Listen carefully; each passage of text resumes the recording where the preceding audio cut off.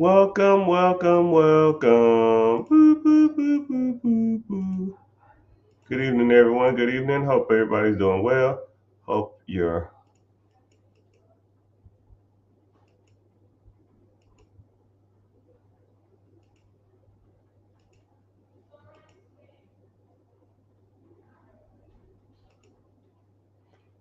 all is well. Hope y'all doing good. All right. So I'm gonna give y'all the same spiel. I give it all the time. I'm streaming on multiple platforms. If you are here from any social media besides YouTube, YouTube is the only one that pays me to talk. So I would really appreciate it if you just chimed in on YouTube, please. I see people coming in and out of YouTube. I appreciate you being here.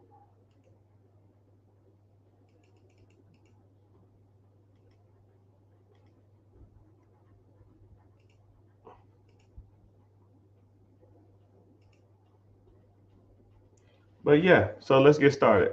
Individuals talking about different stuff. So one of the subjects today someone wanted me to talk about is me getting a haircut. I know I need to look a little rough, but it's all good. I'll get there. So someone talked about business credit. So individuals that wanted to get business credit, first of all, you have to understand what business credit is. Business credit is when your business, the funds that you use are secured, are being tracked on your business side. Okay, and when your funds are tracked on your personal side, then that's personal credit. Whenever you have business credit, your utilization does not factor. When you have, or your, yeah, when your credit usage is factored, then it's not on your business, your credit, your personal credit side. It is. I'm kind of tongue tied a little bit. I apologize. I'll kind of say it again. Say if you have a $5,000 credit card, you use all $5,000 of that. Boom, I see you. When you use that $5,000, your utilization is maxed out. You're at $5,000. Nobody's going to give you any more credit. But if you have $5,000 line of credit on your business side, you use all $5,000 of it. No one cares. Nobody sees that but the bank and you. That one bank and you. Only people that see it. So you can go out and get another line of credit from another bank. You can max that thing out. Only person that will see it is you and that bank. And that's what's great about business credit. But you got to have some things established before you go out and get business credit. You can't just go willy nilly and just show up and then try to say, yo man, I need $50,000. You got to have some stuff attached to it. You got to look like an official business. And the step process is really not that extensive. You just have to make it look more official. And then whenever you do go to apply for business credit, you got to apply to the right banks. You got to answer the questions right. You got to say the proper things. You can't just go in the bank and be like, yo, bro, I got a damn week old LLC. I got somewhat good credit and I need $100,000. They're going to be like, yo, you can $100,000 your ass about the door. It doesn't work like that. But there are steps you can do. One thing that I do or my team does is we do the process for you. I'll tell you, yo, you need this, this. Cool. Let's go get you some money. Right? And if we don't get you money, my job, my job really is not to even get you money through us. My job is to get you money, period. Right? I don't care if you go through us. I don't really give a damn. Right? But if you go through us and we don't get what you want, then I'm gonna show you other places you can go that will damn near give you the bag, right? Because you will be surprised how far a $20,000 line of credit at the bank will get you in your business, right? Let's say you're not doing any money now, you don't have any money going out, you don't have any money coming in. I'm gonna give you a $20,000 line of credit. Now you can hire an employee, you can move into an office, you can probably buy a new computer, you can start marketing, you can start a website, you can do a lot, and that ain't even That's only a couple grand. You still got 18 left. You know how much stuff you can get with 20,000, 40,000, 70,000, hell, $100,000 worth of funding on a business line of credit. You know how much stuff you can buy? And that's not even talking about you starting a business. Let's talk about you just buying an existing business. Let's talk about you buying real estate. Now, say if you had 40K in funding, you take the 40K and now you put it a down payment on the $200,000 property. Say if you got an owner financing deal, let's say if it's a $500,000 property, the payment on the $40,000, let's say it's, I don't know, $800, but that rental property is making $900 a month in profit. You make $100 a month just for managing that thing, and you had no money out of pocket, right? But there's scenarios like that all the time. What if you got $60,000 and you bought a house cash? And a lot of people are like, yo, Mr. Richard, you can't buy no houses in America for $60,000. Bullshit. Bullshit. You can. They are out there, right? You buy the house for cash, and then you go to the bank and get a refi. Let's say if you got an off market, it was a $50,000 house that was worth 75. You had to pay $50,000 cash. You put it on a line of credit, and then you wait 2 weeks, 3 weeks, or about a month or whatever, waits for the smoke to clear, a couple months. Then you go to the bank and get a refi. They're going to refi you at 80%. 80% of a $75,000 house, 60, maybe something like that. So now you make $10,000.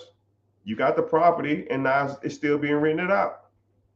How many times can you do that? Damn near infinity. You pay the 50 back. You get a mortgage. You get a tenant, and you get equity. You rinse and repeat. Now, how many times can you do that? Right? Those are things we talk about. If you're interested, click the link in the bio, get started. Yeah, Chris, get that money. Hey, Chris, I just sent you I sent your application up too. So you good now. Or at least I couldn't get access to that Google Doc either, but that's a whole nother story. I'll get to that later. And something else I'll talk about real quick, someone else brought it up. We in class Friday, I have a special guest that's coming through that's going to help us make more money. And those are the type of things I like to talk about. Those type of things that I like building, those type of relationships. Right? And it'd be surprising, and I'm not trying to brag or boast, but when you have a decent social media following, when people don't have a decent social media following, or they have somewhat a decent amount of social media following, those people kind of, I ain't gonna say they look up to you, but they see value in working with me. And I see value in them. But there's a lot of people out there. It's a lot of noise out there. And it's a lot of bull stool out there, right? Through me, I damn near vet them all. Right? If I see bull stool, they get no love. But if they're doing stuff out here that makes sense and other people can replicate it and other people can make money from it, then I'm down. And that's how it should be. But yeah, if you're watching on TikTok or any other social media platform, I don't know, on Facebook, just click on YouTube, type in The Rich Get Richard. You don't have to follow, you don't have to sub, just watch it from there because they pay me. Right? All right, next subject is someone said improving their credit. So there's a lot of things you can do to improve your credit. One, so you have to, first of all, to improve your credit, you got to understand your credit. So you have two aspects of credit. You have your credit profile and you have your credit score. Your credit profile ultimately it makes up your credit score. I've seen people with strong credit profiles and have shitty credit. And I've seen people with great credit and shitty credit profiles or no credit profile.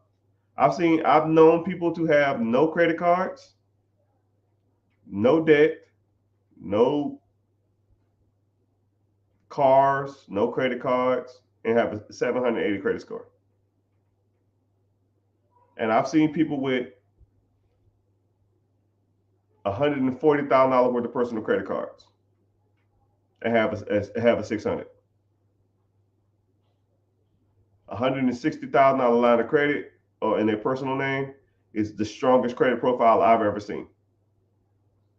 And I've seen people with no lines of credit, no cars, no bills, no nothing. They was added as a authorized user on like 3 bank accounts, and now their credit score is high. So Blue Gator, I see you. So you got to understand the difference between credit and credit profile. You need to work on them both, right? Your credit score isn't everything, just like your credit profile isn't everything, right? You need to get revolving credit on there, keep the balances low. You need to pay your bills on time. You need to have accounts that are older accounts. You don't need none of those old accounts to fall off your account. You need to remove any negative inquiry. You need to not have so many hard inquiries. Hard inquiries mean you're desperate for credit. You need to remove any type of negative, anything negative on your credit. Charge off, late payments, repossessions, baby mama payments, court judgments, liens, all that shit. If it's on your credit and it's negative, you got to get that shit off there, right? According to the Fair Care Act, a lot of that stuff shouldn't even be on your credit anyways. It denies the average United States citizens the right to credit, and every United States citizen needs to have access to credit to have a normal, sustainable life. I didn't write that shit. The federal government did. So once you understand that, then you know that that stuff should not be on your credit. It probably was placed on your credit with false pretenses, right? Once you start to understand the laws and know what's going on with that, then you can kind of understand how to get some of that stuff off. Somebody asked, someone just said they use their own money to fund deals. You can use your own money to fund deals, but let's put it like this. There's a bank and then there's you. Let's say a deal costs $5,000 or $10,000. How many deals can you fund before you run out of money? Now, if there's a bank, let's call it Bank of America, and it's $10,000 per deal. How many loans or deals can Bank of America fund before they run out of money? So, who money would you rather use, yours or the bank's? I'll go with B, and the B stands for bank. Use the bank's money. That's what it's there for. The bank, I'm gonna go on a bank rant. I know y'all don't want to hear this shit, but I'm going. The bank's money is there to be used and lend. That's how banks make money. Banks are in the business of loaning money, right? You think that them holding your $200, $500 paycheck every damn week is their bread and butter? No. They actually lose money by you being there. They don't give a damn about you. Let me tell you how you know banks don't give a damn about you. Go to the bank and deposit $500,000. Go leave, come back to the countertop come to the counter at, and say, I just need to withdraw $500 out of my account. And they'll say, which one? I don't know, checking. And say, okay. Anything else, Mr. Richard? No, I'm good. Thanks. Now go to that same bank, take all the $500,000 out and only have $1,000 in their account. Hey, how you doing? I want to take out $500. Which one? Checking? Yep. Here you go, Mr. Richard. Anything else? Nope. I'm good. Thanks. They didn't throw no fucking parade for me because I put $500,000 in an account. They don't give a shit. They don't care. They don't send me no coupons. They don't send me no gift cards. They don't send me a thank you. They don't say any of that shit. They don't give a damn about you. They don't send you no thank you for being a loyal fan. They don't say thank you for being here for 10 years. They don't give a damn. Not a damn. But I'll tell you what I do get in the mail from banks. Credit card offers. By show of hands, who has received a credit card offer from the bank this month? Shit, this week. Who received a credit card offer this week from the bank? Why don't the banks send me thank you letters, or I appreciate your service, or thank you for being a loyal customer for 10 years? Because that shit don't make them money, man. You know what makes banks money? Credit cards. I watched a documentary one time. I'm not going to go on this huge rant, but then I'll be done. I watched this documentary, and it broke down where the majority of the bank's money come from. You want to know? Anybody want to guess? The 3 main ways that banks make money, right? So I want you to really think. I'm going to throw some stuff out there. Car loans, personal loans, your checking account, your debit card, your business account, your house. What are some answers? Just off the top of your head, right? What are y'all thinking? What ways do banks make money? I'm going to break it down to you. Top 3 ways that banks makes money. Late fees. All right. You don't pay your bills on time, or you are negative in your account. Fees. Number 2 way that banks make money. Damn, I had it in my head. I'm drawing a blank now. Well, ATM fees. Oh yeah, no, that's number 2. ATM fees.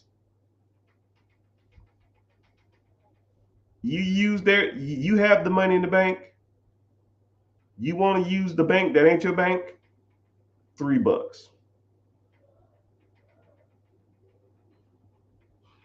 And the last one is credit card fees, credit card interest fees.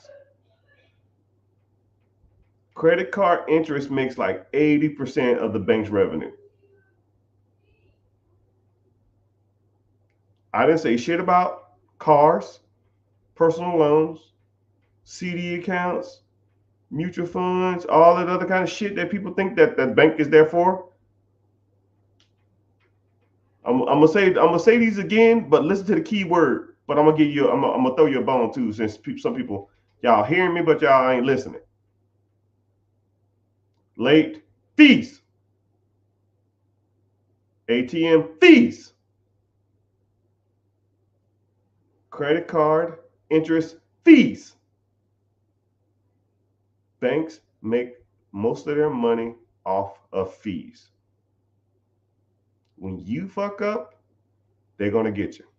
If you don't pay your bills on time, or you're behind, or you don't have the money, they're gonna get you. Late fee, overdraft fee. You don't plan accordingly, you go to a different bank to get money out, fees, ATM fees. If you use a credit card because you don't have the cash and you can't wait to save it up for something, you buy the shit anyways, fees. All of these can be prevented. All of them. But they understand that people mess up. And they're going to take that shit all the way to the bank. Literally. I think I was watching something that said like, I think like Chase makes like $80 billion a year just off those three fees. $80 billion off fees. Not mortgages, not cars, not your little joint checking account, not your little $300 that you deposit in every month or every 2 weeks or whatever the hell you get, off of fees. So when you think that these banks are your fucking friend, they're not. That's why they send you credit card offers all the time. Because they make all their money off you wanting lines of credit and not knowing what to do with the shit. And then you spend the credit card debt on consumer debt, which is even worse. Not only are you spending money that you don't have on shit you don't need, it doesn't even provide you any more money.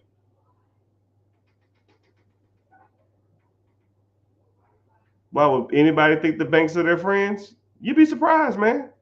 Some people say stuff like, "Oh, I've been banking with them for years. They're great. I've never had any issues. I don't sell nobody any bank. Come on." Screw all that. But anyways, let's get to some more question. Can you get an SBA loan for a business in another state? It depends. It depends. The SBA considers businesses. Okay, so there's pretty much two ways, actually three ways you can do it. You can, if you want to invest out of state, you have to either be get a owner financing deal. You have to go to a national bank or a local bank in that area, and or you have to be within driving distance or a drivable range of that business. So, like, say if you're on the border of like, I always use Delaware as an example. Delaware borders like Maryland, damn near Virginia, Pennsylvania, New York, Connecticut. That's a drivable range. You can drive to all those states, right? But there are some criteria that says that drivable range or what is considered drivable range. But every case varies. But yeah, you can invest out of state. Hell, you can invest across the country if you got the money. But the government likes you to be within driving range or close to that business if you want to invest in that business, which is really not even that close, but they still want you to be in the area, which doesn't even make any sense because you can catch a flight anywhere in the world for in 2 hours and be anywhere in 5. But it's all good.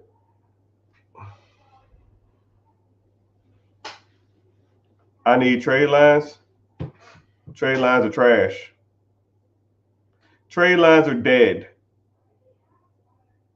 Trade lines are dead.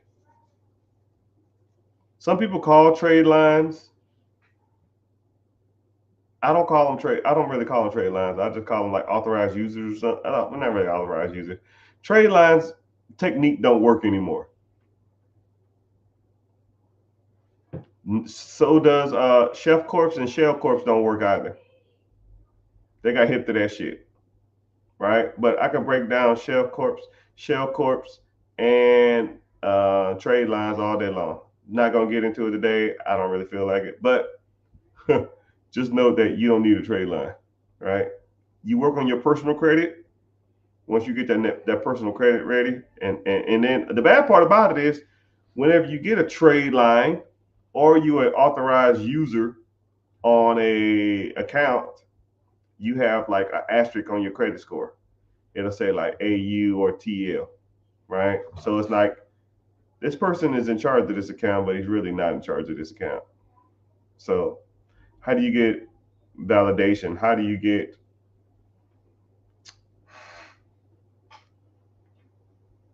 how do you truly tell the bank or the creditors that you are the guy or the girl in that industry when everything on your credit is piggybacking off somebody else?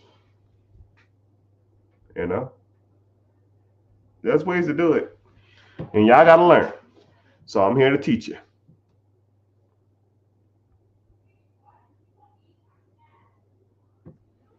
Mr. Richard, I want to start a nursing home. My bad. I had to vomit. Yeah. Why start something when you can buy it? But I will tell you this, and I really respect the fact that you even looking at nursing homes. Nursing homes, in my personal opinion, is going to be the next boom. I give it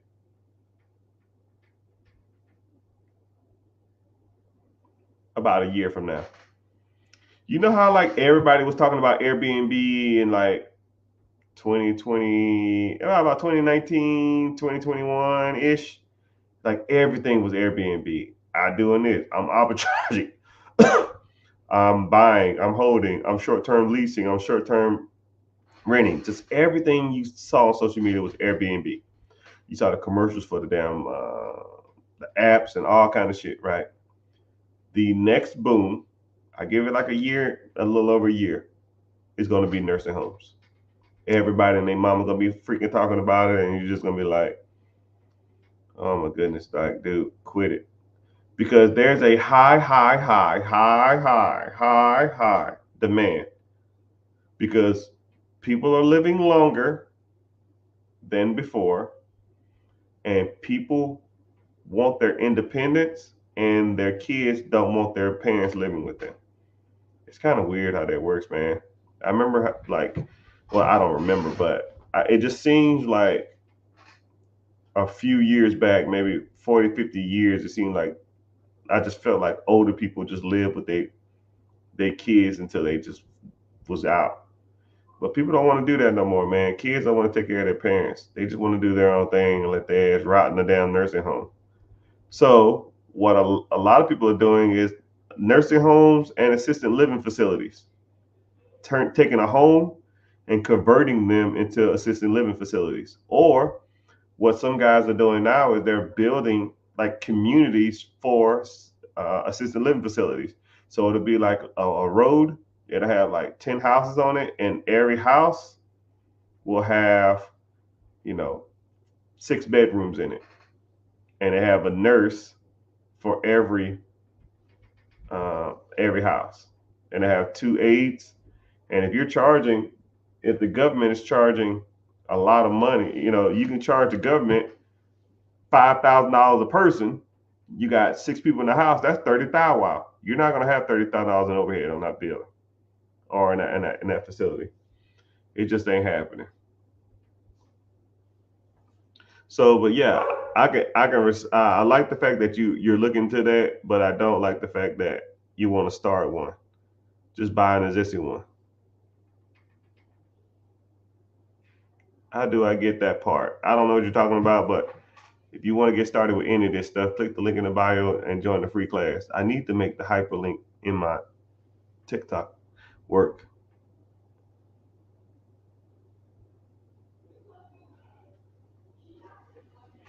Me right now, I have a 750, a 770 credit score, 2 credit cards, a pledge loan, no debt on my credit.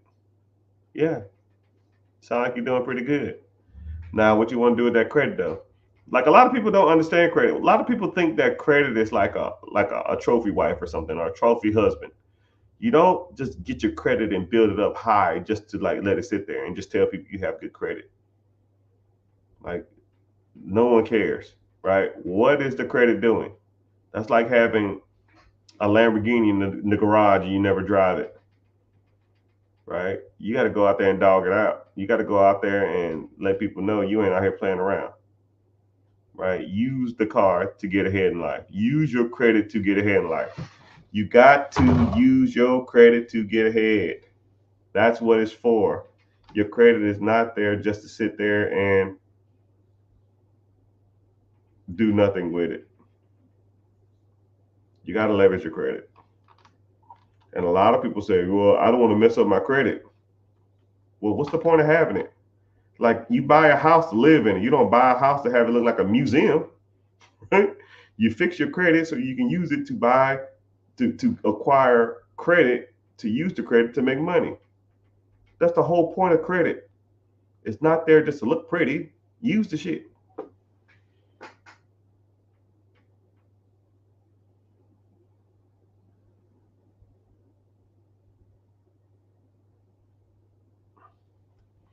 Oh, we have a military question. I love the military questions. Do you recommend you have a TSP, or what do you recommend for retirement, member service, or do their TSP? Good question, D Matt. So a lot of people don't understand TSP whenever they get out. So TSP is a employment retirement account for government employees, especially military. Whenever you retire from the military, then you are not a federal employee anymore. Okay? Once you retire from the military, you are not a federal employee anymore.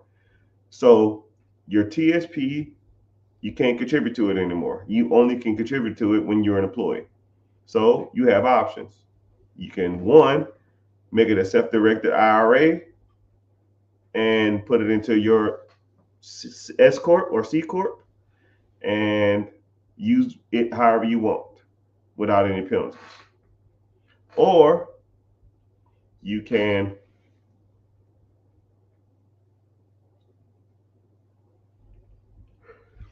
just roll it over to another account like a Fidelity, Vanguard, T. Rowe Price, or something like that, and then let them, and then now you can contribute to it annually or monthly, however you was doing before. But you have options. And also, too, if you take a loan out on your TSP account, if you take a loan out whenever you go to retire, let's say took a loan out on your TSP, let's say if it's $4,000 or $5,000. Whenever you get out, that $5,000 or whatever you took out of that account will be considered income.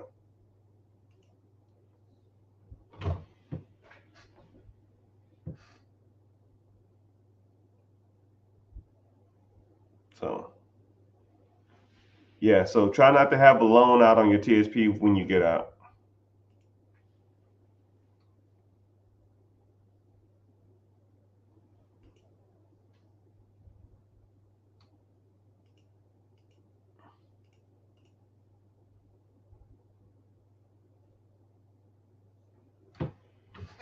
And they get paid by the government through Medicaid, not private. Yeah. I have good credit and about 10,000. Wow. Matthew, what's happening?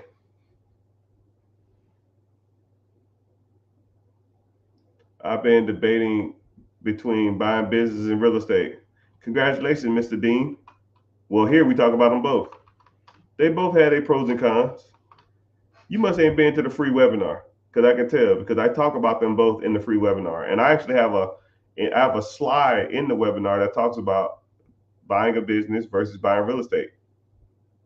They both have their benefits. But I think you need to own both. Now, which one you want to buy first is on you. But Dean, click the link in the bio, join the free class. I got a class coming up, I think Wednesday at 9 p.m. EST. You want to learn more about that. Matthew, I see you. How did you get rich?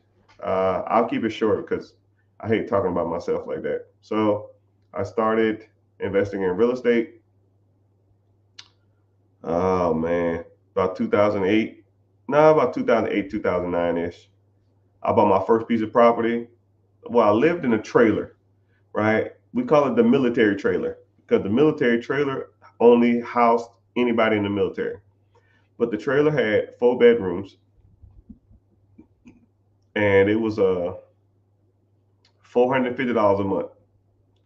So we pretty much paid $100. I think we paid $150 a month to live there. It was $150, and that covered water and electricity, and cable, and trash. It was $150, and it was a little trailer too, man. You didn't have no room for nothing, but it did the trick. And I went to go buy a house, and I asked all three of the roommates there and said, "Yo, I'm gonna buy a house. We need more space. This is small, and instead of us spending $150 a month, it's gonna be $500 a month, and that's how much the bill costs. And I'll cover everything else. I cover electricity, water, cable, all that kind of stuff like that." And they agreed to it. We all moved out the trailer because the trailer was a crap box. AC rarely worked. It was floor was wobbly. The rooms were small. You know, people paid for it, and it was closer to where we worked.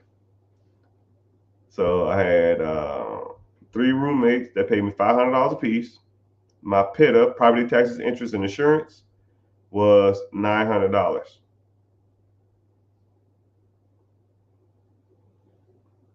And so I made $600 a month off that place. He says, "Where did you get the money to buy the trailer?" No, no, no, no, no, no. We all lived in the trailer. The trailer wasn't. The trailer was just a rental. The trailer was $500 a month. It was just like through this old man who owned the trailer. That's where the trailer came from. So the trailer came from there, and yeah, then I bought my own place, right? And then how I bought it is I was in the government. I worked for the government, and if you work for the government through the military, they have what's called a VA loan, home loan. Means you can buy a home up to $750,000 with 0% down, not 0% down, with zero down payment. So I just bought a house with no down payment. The house was 121,000 or something like that. 121,000. It was $917 off the top of my head, or maybe 925. I don't remember. All I know that I charged three guys $500 a month to live there, and yeah, the rest is history. Save up 6 months worth of rent, $1,500, six times 15. Shit, I don't know, 10 grand maybe, and rinse and repeat the process. No, that's like 9 grand, but I had some money and I found another property, put $10,000 down, and I just kept buying properties, buying properties, buying properties, buying properties. And then I was always investing in the stock market. I had mutual funds that I was contributing $300, $400, $500 a month to, and those funds I still have to this day, which make me way more money than you could probably ever imagine. But you got to put it into the system, trust the system, and let it ride. Someone asked, "Can you get a business loan as a down payment for a fourplex?"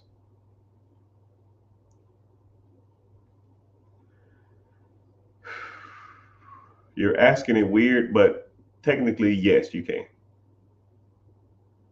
So this is what you do: you get your LLC and set the LLC up right properly. Then you go out and get business capital or business funding. You take the business funding and use it for the down payment on the fourplex. If I had to do it like that, but they don't like you to use debt to pay for debt. But there's kind of there's ways to do it.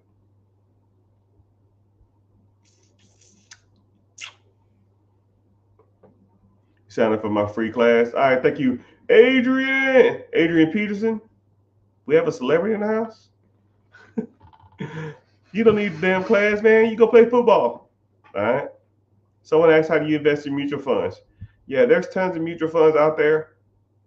You can literally just Google mutual funds and pick a brokerage or pick a house, pick a ticker, and then just start investing in it. But there's tons of them out there. I have some that I prefer. There's a lot of them out there that are okay. But if you really want to like deep dive, break them down, I teach all that in my class. I teach it all.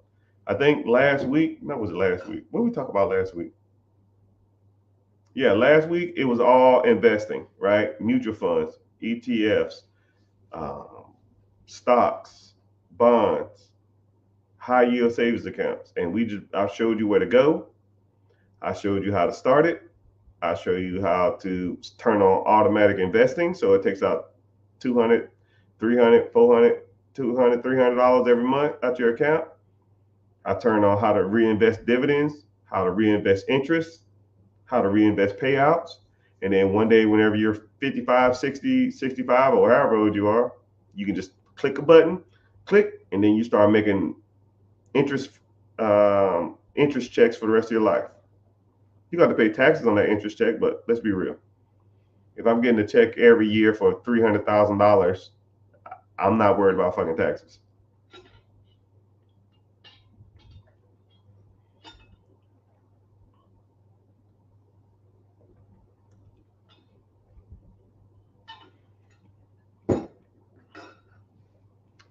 But yeah, well, speaking of taxes, I got to pay my tax bill. But yeah, there's a lot of different ways to invest in mutual funds. Hell, what's crazy is back in my day, there was only a handful of ways you can do it, and you was only limited to how many mutual funds you can invest in. Now you can get on apps and you can pretty much look up every mutual fund there is, right? You can get apps like Robinhood, you can get some like Acorn, you can get Betterment, you can get all the major brokerages have apps nowadays, so you can almost just go through the brokerage, the Vanguard, the Merrill Lynch, Charles Schwab, Fidelity, T. Rowe Price. You can just go through the brokerage and get their house, go get their mutual funds and just invest directly to them, versus getting the secondary app and investing through the app, which sometimes kind of weird though. But yeah.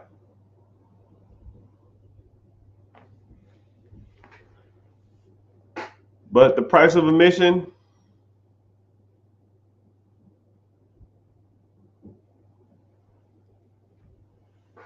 oh, my phone died. Man, dang, man, I ain't repeating that. What part of the country was I buying in or am I buying in? Right? There's multiple places you can buy. Just depends on you, man. Depends on your risk tolerance. You know what's crazy is that I was talking to somebody the other day and they said, well, how cheap houses are typically in the hood. And I said, no, they're not. You are misinformed, right? I know three places off the top of my head that I know for sure ain't in the hood, right? They ain't a hood in sight.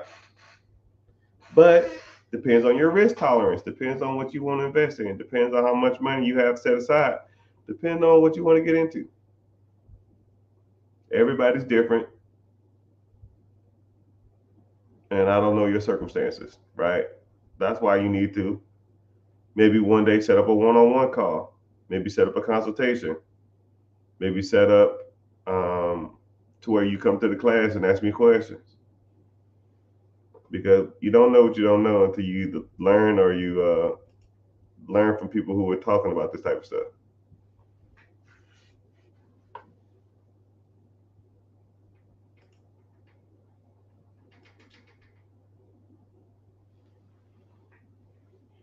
So I always tell people too that I always tell people too, it just depends on, some people. I asked one person, where do they want to invest at, and they said, I want to be at least 10 minutes away from anything, any property I own. And I said, well, why? He said, well, if something happens. And I said, like what? He said, I don't know, something bad. And I said, oh. Said, okay, what you want to do first? You want to do real estate or you want to do a business? He said, let's do a business. Okay, do you have a general manager? Yeah. Is the general manager going to go there if something happens? right? Let's just say I go hypothetical. Let's say someone drive through your front window, right? Someone drive through the front door. No one's hurt. Cops are called. They're gonna drive through the front door. Is your general manager gonna stop what he's doing and probably go there and see what's going on? Probably. I'm sure he will. And he's probably gonna text you or call you and say, hey, Mr. Matthew, Mr. Richard, Mr. Tyler, Miss Kim, Miss Chris, someone drove through the front of your building. Oh man, that's nuts. Are you on the way up there? I'm here now. Okay. Put me on Skype or FaceTime. Flip the camera around. Let's walk around and see what's happening. I'll record it from my phone and I'll watch it. And then I'll say, is anybody hurt? No. I'll say, okay, good. Thank goodness. What we'll do is let's call a security service to get somebody out here to sit in front of the door and watch and make sure no one comes in and out here and steal anything. And to get a construction crew or contractor to put a temporary wall or board it up first thing in the morning.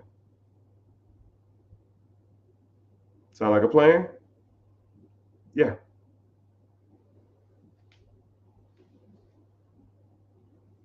How close I needed to be to do that? I'm in my damn living room. I'm sitting in a bubble bath.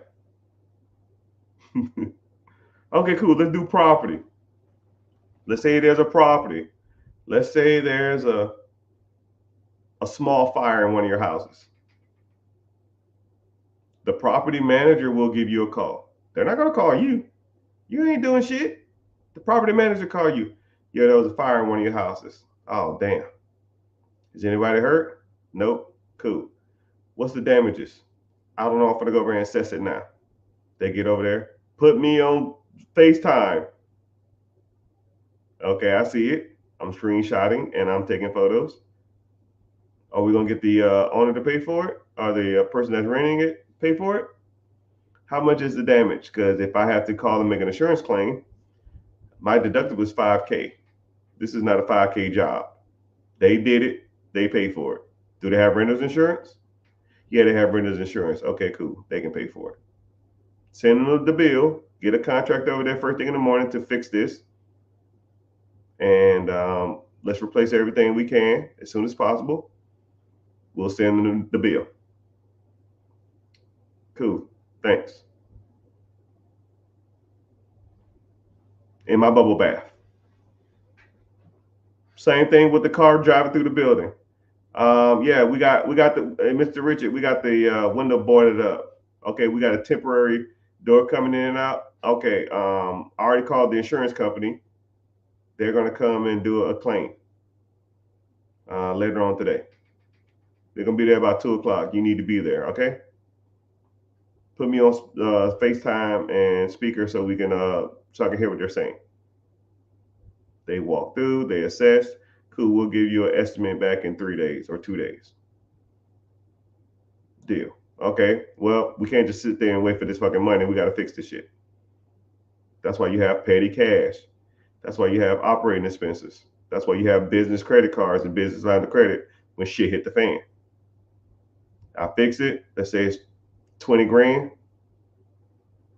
Your insurance came in from the insurance company. They awarded you $40,000. Well, thanks. I just made $20,000 for some clown driving through my building.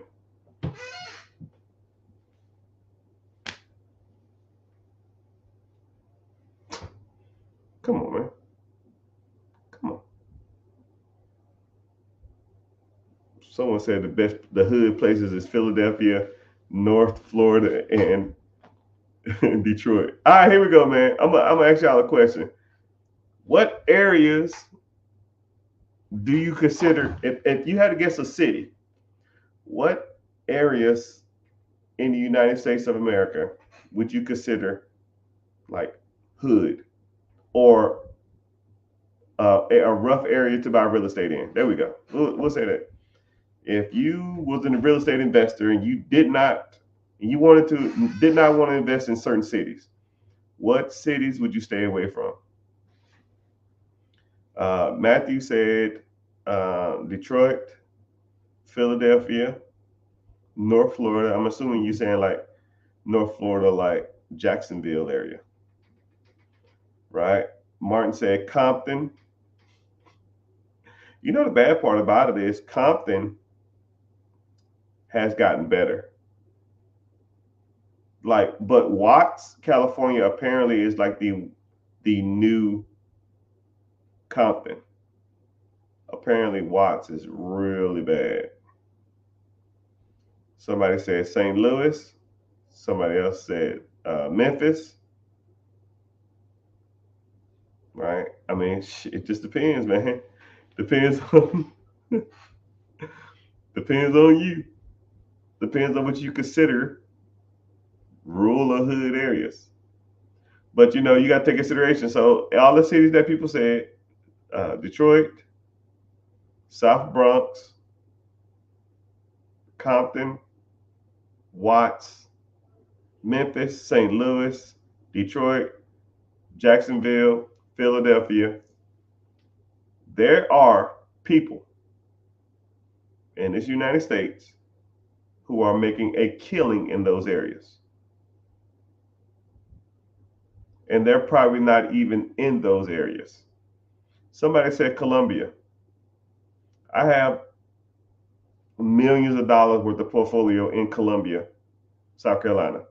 So I guess I'm your analogy, right? I have invested in some of these areas. It just depends on your risk tolerance or what you consider risky, right? Some of these areas you can find properties for pennies on the dollar. Pennies, pennies, pennies, pennies, pennies. I've seen houses in Philadelphia for like, I want to say like $22,000. I've seen a fourplex townhome in Columbia, South Carolina for $90,000. A fourplex townhome in Columbia, South Carolina for $90,000. Now let's do some simple math. Let's say your PITA, property taxes, interest, and insurance, or mortgage on that property is, I don't know, $1,200. Are you charging $300 a month to live in a townhome in Columbia? Probably not.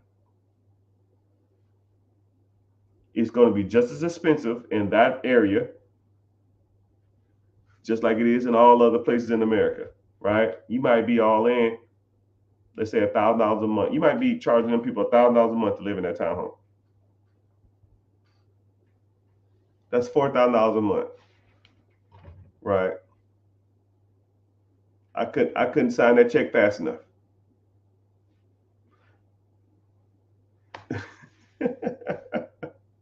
How much? This ain't a typo? Cool. Send me the purchase agreement. Do you want to see it? No, I'm good. I don't give a damn if it got steps inside of it. 90 grand for 4 units that are townhomes. I don't give a damn if it got steps in it. I'll figure it out. South Philadelphia is pretty rough, right? I'm not doubting that Columbia, St. Louis, Memphis, Detroit, South Philly, Compton, Watts, Jacksonville aren't rough areas. I'm just saying, no matter how rough an area is, people gonna need a place to live. So they can rent it from you or they can rent it from somebody else. Either you can make money off of them or somebody else is going to make money off of them. But the moral of the story is somebody's making money. Some money, some transaction are being made, either if it's from you or it's from the government or it's from the individuals. I don't care, right? I don't care. Now, do I suggest you running up in some random hood and buying a whole bunch of stuff up? No, but there's ways to do it smart, you know. But what? I ain't gonna stay here too much longer, man. I'm just giving y'all some game. Um, Hope y'all find value in this stuff. Hope you are entertained, at least for a little bit. Uh, I put like this. I take my morning meds,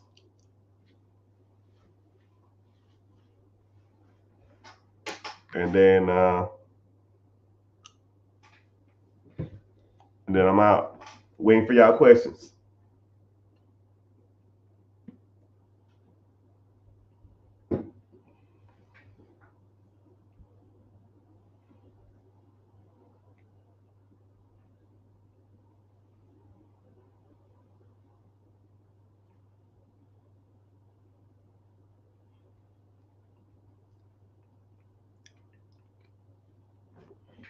So a lot of times I come on here because I want y'all to understand that there's levels to this money stuff.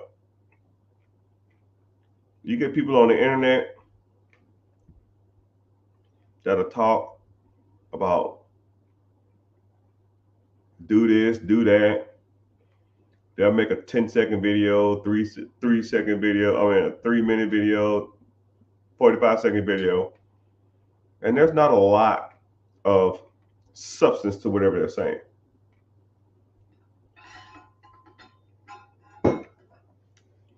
But I literally sit in front of you and I will debate or talk about any subject that y'all bring up. And this is all free.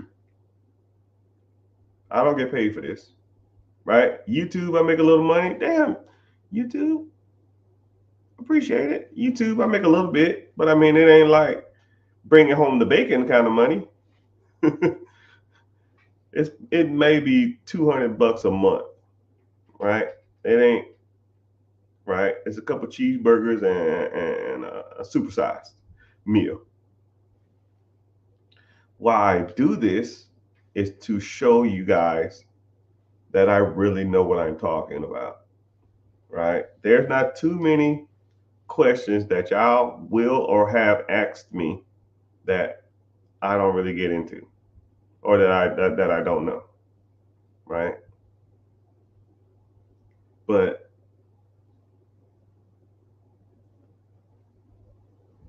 I do sometimes I come on here because I am actually just working on conveying a message to an audience over a long period of time. You know, if I can get on if I can get on here and just talk to you guys about just nothing, imagine if I had like some direction, shit, or a slideshow. I'll talk for a fucking 3 days straight, right? But a lot of the stuff is just made up. Well, not made up. It's off the top of my head because some people just talk and they're like regurgitating what someone else said, or they're just talking about some stuff that they heard off the internet. And I'm not like that, right? I'm in the streets every day learning, growing, investing, reinvesting, buying, selling, whatever, right? And if it works for me, and I know it works, then it can work for you. And at the end of the day, that's pretty much what it boils down to. I show you how I did it, and I show you where I did it and how it can be replicated. And once you understand that, it's kind of downhill, right? Don't learn from people who ain't out here doing it. You gotta do it from learn from people who actually are out here in the streets every day, right?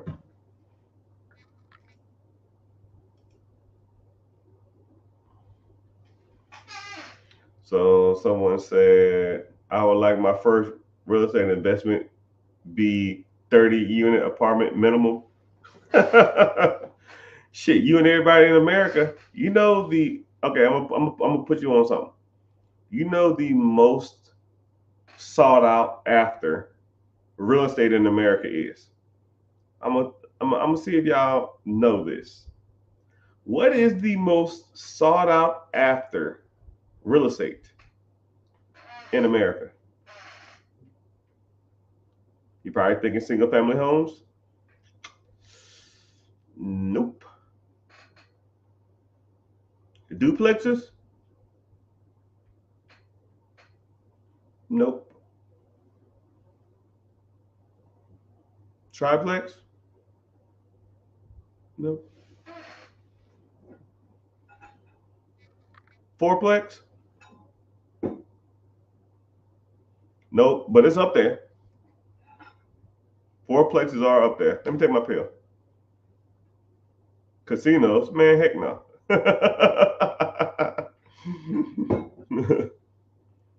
Someone said multifamily. You're getting close. Trailers.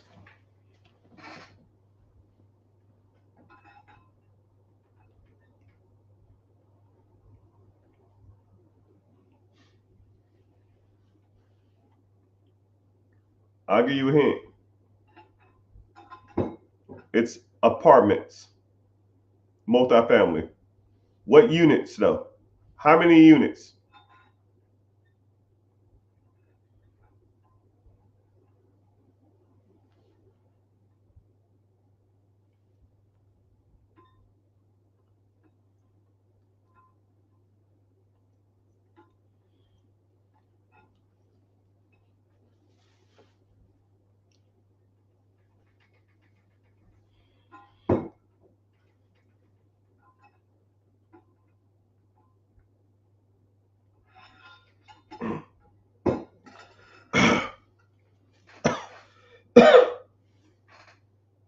Someone said 8 units.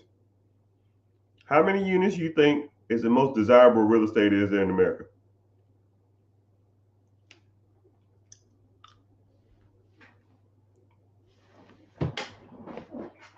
The answer, hold on, let me take this pill first.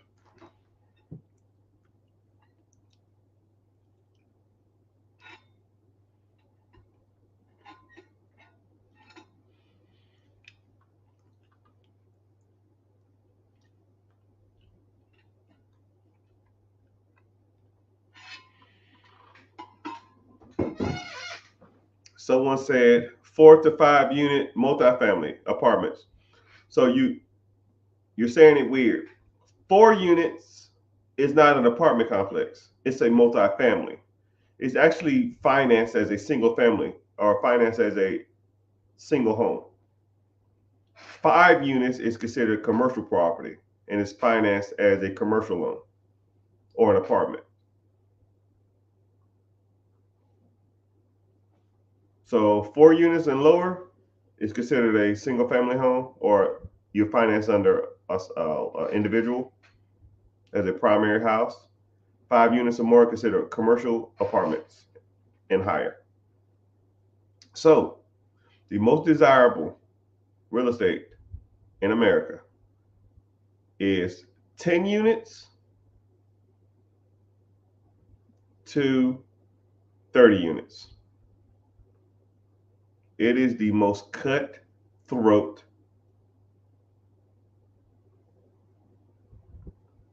industry out there, because what happens is all the big dogs who go out there and buy apartments and stuff like that, that's what they look for. 10 units to 30 units, value adds, owned by mom and pops.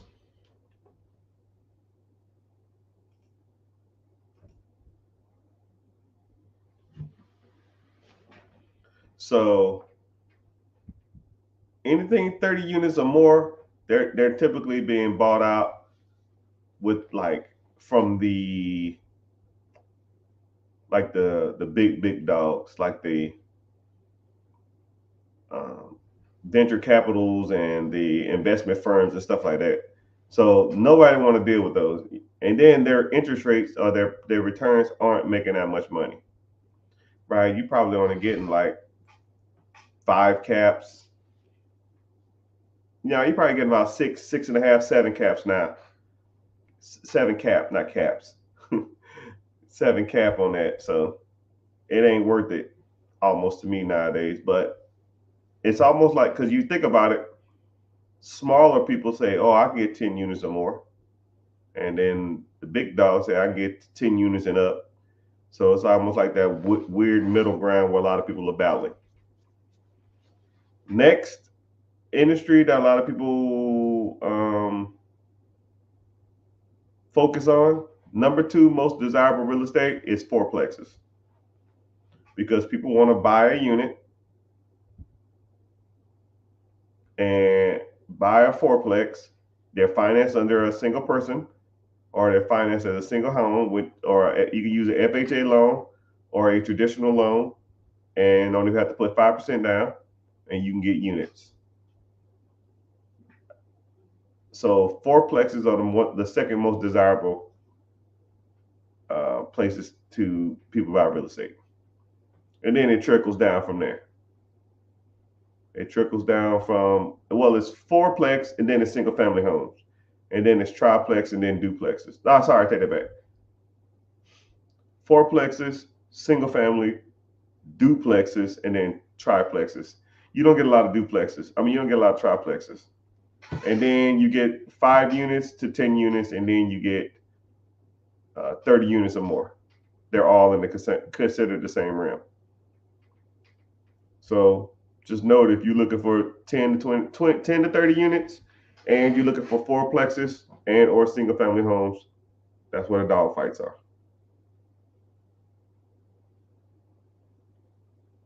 But hey, what do I know? What I know is some of y'all ain't following. I know people on social media ain't liking, tapping the screen. If you're interested in learning more about real estate or any of this stuff, man,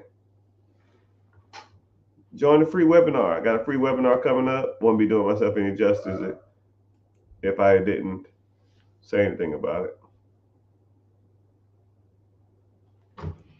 Hurry, don't be late. And also, too, I didn't even really factor in, well, I guess it's considered commercial real estate. But then you have like the mobile home parks, you have trailers, you also have assisted living facilities, you have nursing homes. I didn't really factor in none of that stuff. But a lot of that stuff is out there too, if that's what you want to get into.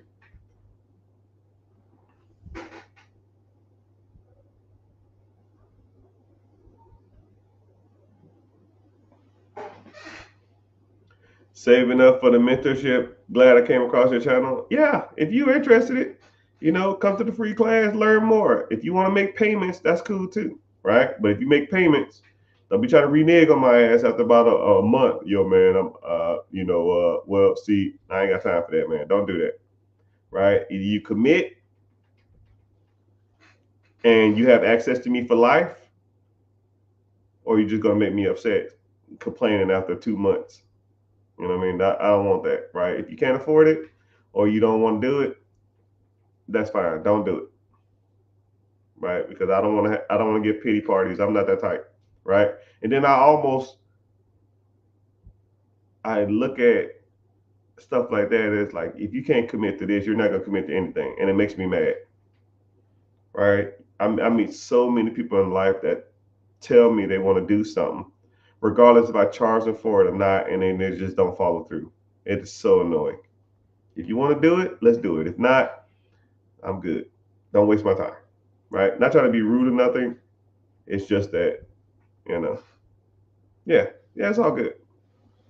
Yeah, some people will sign up and then like 2 days later they'll say, yo, I changed my mind. I'm like, what? Man, I guess it knows what it is, man, but it's just a waste of time. And then someone else might have wanted that slot, because I only offer limited slots, because onboarding people is a pain in the butt. So they fear success. Yeah, I think it's just not necessarily. I think it's probably a fear of success. I think it's just a fear of the unknown too. Sometimes people don't want to be held accountable too, right? Because I will do that. You ask me a question, I'm gonna tell you to do this, and then I'm gonna check in on your ass after so much time and be like, "Yo, man, what's up with this? Did you do this?" Yeah, here we go, man. Got serious.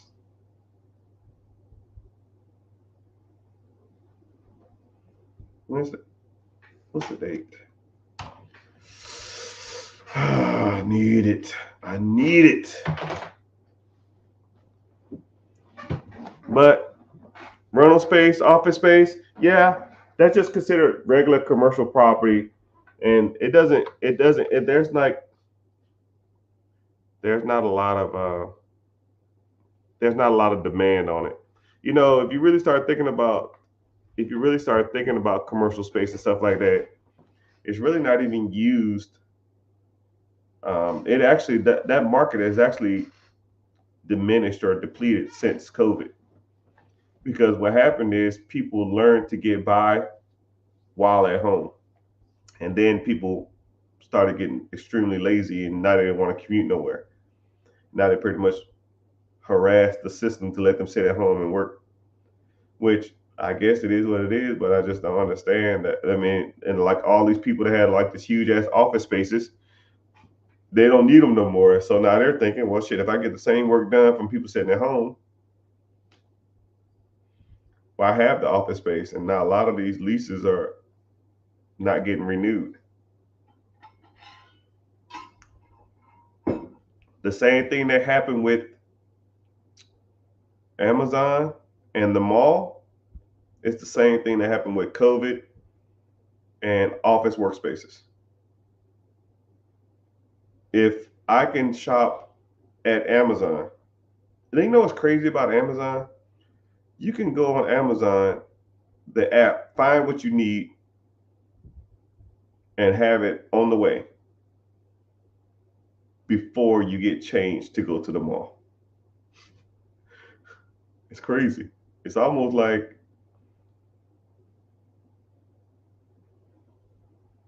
why go to the mall? You just sit around and let everything come to you. We're gonna be like Wally here in the next 300 years. We just gonna ride like little floating chairs, and they're gonna take us everywhere to eat and all that kind of stuff like that. But yeah, that's what it is. Somebody said, "Do you what do you think about owning a business overseas?" You know, it's kind of weird because overseas, like regulations and overseas employees and staffs and all that kind of stuff like that, it's some of that stuff is way different than it is here. I wouldn't want to own anything in an area where I don't truly understand what's going on, right? And then there maybe be a language barrier too. Like if something was to happen and I call like the say if I own a restaurant in Mexico or Panama City or something, let's say their native language is Portugal, right? I call the damn restaurant and everybody's speaking Portuguese. I'm like, what the hell is going on? Okay, I'm just I need Eric. Okay, Eric, Eric. I'm like, no, hell no, I'm good. Now, if you spoke the native language and you understand that area, then maybe, yeah, maybe you can shoot for it. But the SBA, Small Business Administration, is a United States program, right? You're not gonna go buy a business in Canada with a United States loan. It doesn't make any sense. Now, if you can get funding over there or you can get financed, then sure, roll it. If that's what you want to do. But I don't want to hear no elaborate plan though, because some people say, "Yo, man, I mean, I can invest overseas." Okay, cool. What you got? And they'll say something like, "So there's this guy, right? Oh my goodness, here we go. I know this one guy, right? He can get access to any vehicle I want. So what I do is, right? So I pay the guy. Oh, here we go. Sounds some bullshit. Every time someone says something like that, it's always just like, man, come on, man. You know how often I get pitched crazy stories? I do. It's got to be like 20 times a day. Gotta be 20 times a day. Hey, Mr. Richard, I have the perfect opportunity for you. Delete. I don't even care. I don't even want to hear it. Tennessee in the house. I see you. What part of Tennessee?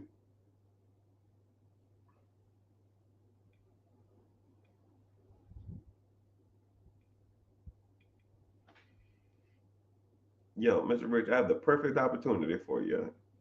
Delete. I see your YouTube channel is not being optimized. Delete. I see you live on TikTok. Have you ever thought about promoting a delete? I live in Stone Mountain, Georgia. Shit. Stone, hey man, are we related? My mom lives in Stone Mountain and we moved from Knoxville. What part of Knoxville? Baton Rouge. I grew up in Louisiana. I grew up in Shreveport though. What part of Knoxville? That's my old stomping ground. Off old Kingston Pike. I was in. I think that's like South Knoxville though. Over there by West Town Mall.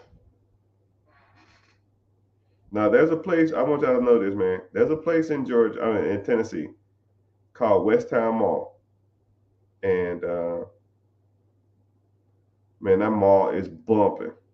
Right? You know how some of these other malls are dying off? That shit ain't going nowhere. People love that place. Well, maybe I ain't been there in a while. It might close down just like everything else.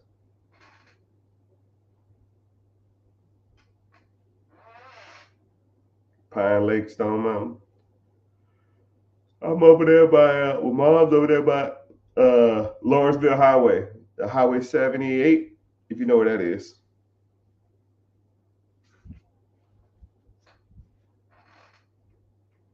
Shreveport. Yeah, Adrian. Hey, yo, Adrian.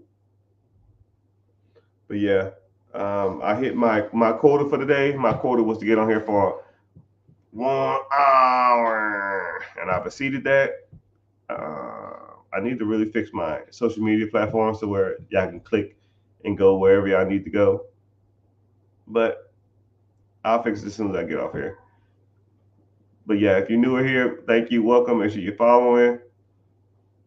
Uh, you went through, you're Redan. Oh, you from the hood. South Harrison was bougie. Bullshit is bougie. That shit is hougie.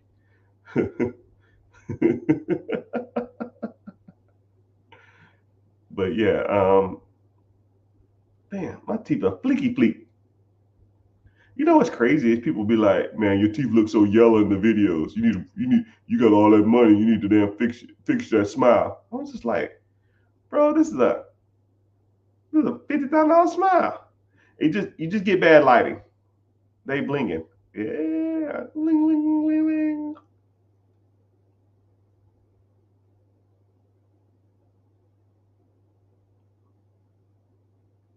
Thanks for your time, Jake. I'm glad you knew. You're glad you're here.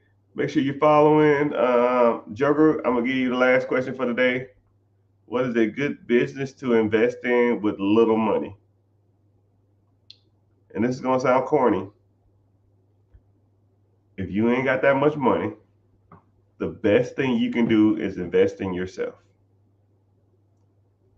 Invest in an individual like myself or somebody to teach you the game, right? Because once you understand that money is not the game, right? You can get money anywhere, right?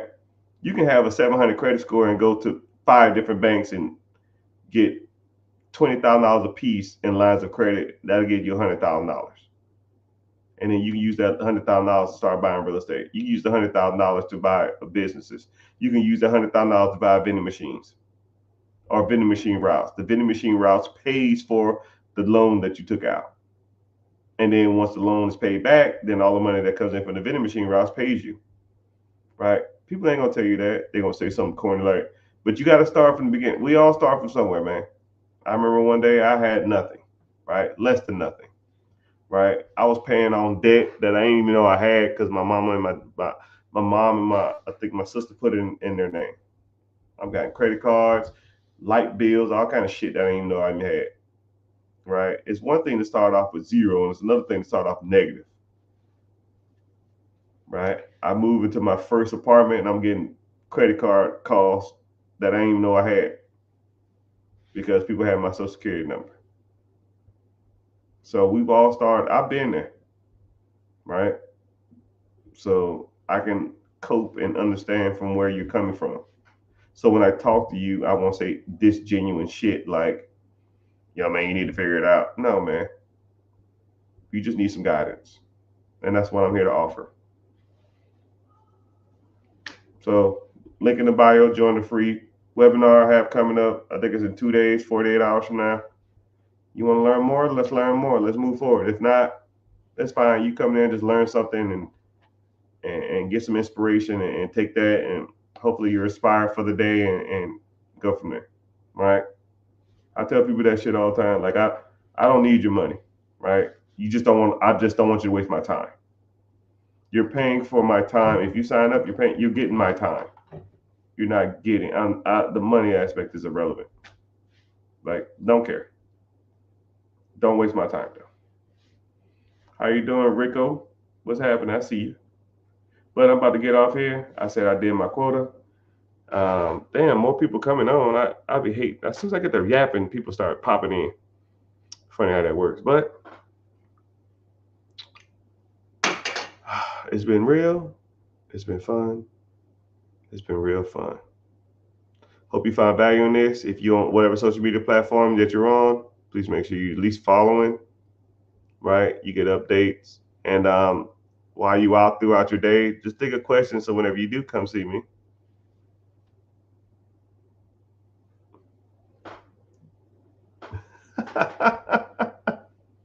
I don't know how I know you, man, but what's going on?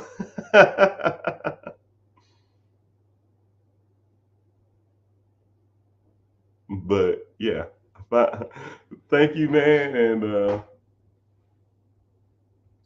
later, dudes.